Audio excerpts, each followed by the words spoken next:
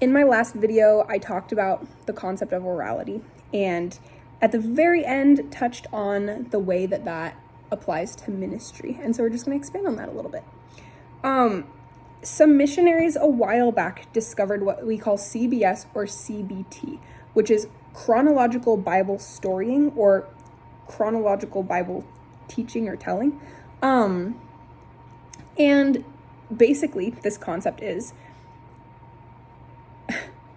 you tell the story of Scripture chronologically, start to finish. You start telling stories from the Bible with your words, with your mouth, with your voice, instead of reading them. So there's some really interesting things that arise in this. So as we've gone to other cultures and we've started to learn about them, we found that a lot of cultures still don't have written word. And even if they do, there's still a huge deep value of storytelling and verbal oral communications on things. The other thing is that oral communication is adaptive. When you hand somebody a book, you don't have the ability to respond to the things they don't understand or gauge their response or see how they react. Like those things, you can't really do that through a book. But when you're giving a speech or you're telling a story or you're having a conversation, that personal connection means that you have the chance to adjust to what somebody else is feeling or thinking or asking. They can interrupt you. They can ask questions. You can see their expressions. You can use your body to convey the meaning. They can use their body to tell you that they don't understand or that they do understand. And this is so valuable in other cultures when sometimes our language doesn't match up. One of the things we learned in this class was that there are different metaphors across different cultures. And that gets tricky because the Bible uses some metaphors. It uses some imagery. We use some metaphors. We use some imagery to talk about Scripture that may not match up. And when I say it may not match up, I mean that it may actually conflict. So what means something hopeful and protective to me might mean something fearful and diminishing to somebody else. And so as we go in with an oral verbal approach to ministry, we find that we have chances to hear people. We find that we have chances to learn cultural norms, cultural biases, cultural preferences, cultural narratives and metaphors, so that we can actually share Scripture in a way that it's receivable. It's almost like going into another culture and just speaking your own language to somebody who obviously doesn't understand you. It just doesn't make sense to go in without listening. You have to learn how to tell somebody what they're going to actually be able to receive. Sometimes that goes as far as changing settings of stories to use characters that would make sense culturally to have the same weight, same meaning. One of the examples we heard in class was there's a story in the Bible about two men that go to the temple to pray, and one of them is a very righteous teacher of the law, and one of them is somebody that would be considered a sinner, low of the low. And the Pharisee gives these beautiful prayers and these practiced, he knows all the words to the prayers that you're supposed to pray, all these things. He's thanking God for making him the way he is and his wealth and his influence and all these things. And the man who is considered a sinner just begs God for mercy. And we talked about how this could be adapted for a Muslim audience, to be a devout Muslim and somebody who doesn't remember all the things to do, because they would be able to understand the meaning of the story better that way, especially if they're unfamiliar with religious vocabulary. Not everybody knows what a Pharisee is.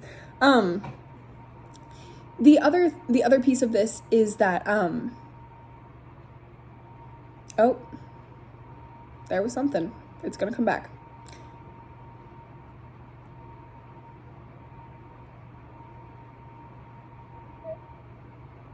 Oh, okay. So one of the podcasts that we listened to talked about the fact that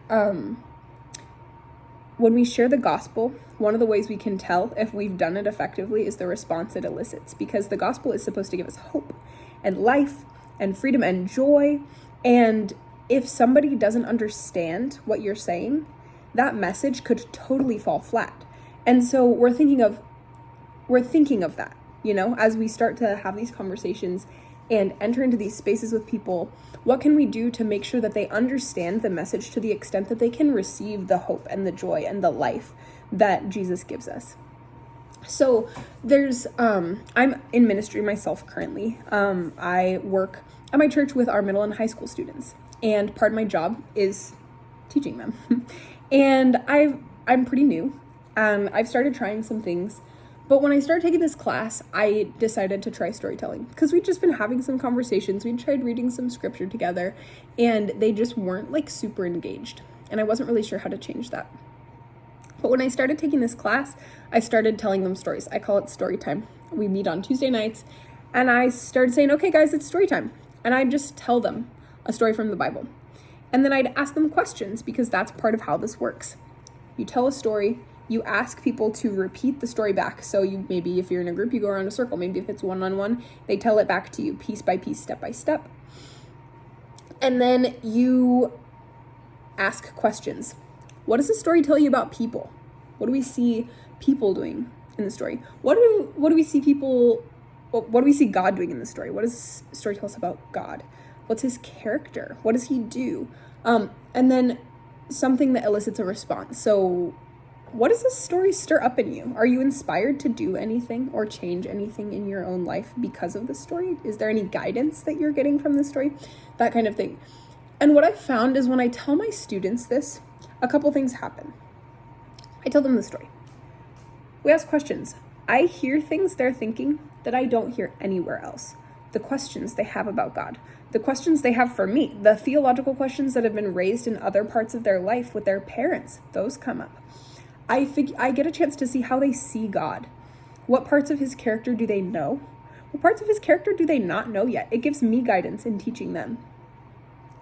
And lastly, it gives us connection and it teaches me. So they notice details that I never would have noticed before on my own. They notice word choices. They have the opportunity to notice patterns and things that I wouldn't have seen. And sometimes if I tell a story and I use a word that doesn't actually make sense, they can tell. And they'll ask me about it. And then I can say, that's not actually what the text said. And I don't think I chose a good word to convey that. So all that to say, this concept of orality is so valuable. And I'll say too, at the very beginning of the class, we talked about the fact that writing hasn't been around as long as talking has. And as humans, stories are so important to our history. We've told stories since we could talk as a species. And so we find that stories just connect us deeply. And when we take the time to let these powerful stories speak this way, we give honor to the words and we share them together. What happens is relationship, and that is so beautiful and such a reflection of God's heart for us.